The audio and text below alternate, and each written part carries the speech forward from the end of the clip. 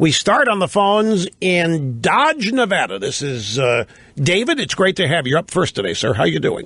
Thank you for taking my call, Rush. It's always a great day when I get to speak to Mr. Snerdley, and even better when I get to speak to you. Thank you, sir, very much.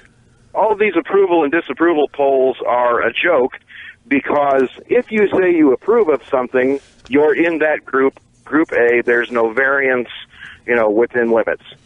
When you say you disapprove of Congress, of a president, of whatever, you may disapprove of them because they're doing too much, doing things you don't want done, or you may disapprove because they're not doing enough. They're not going fast enough with the things you want. They can take a 40% group that says they approve and a 30% group that disapproves because they don't like the guy, a 30% group that disapproves because he's not going fast enough, and make it look like 60% disapprove. This is actually very shrewd. This is actually very perceptive, and this is actually a very, very good point, David. And I'll tell you why it matters.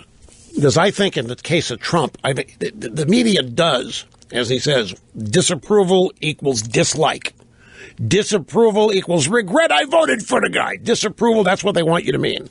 But I know, there are people who are not happy with Trump because he's not moving fast enough on things. There are people who expected tax reform and Obamacare to be well on the road to being completed by now.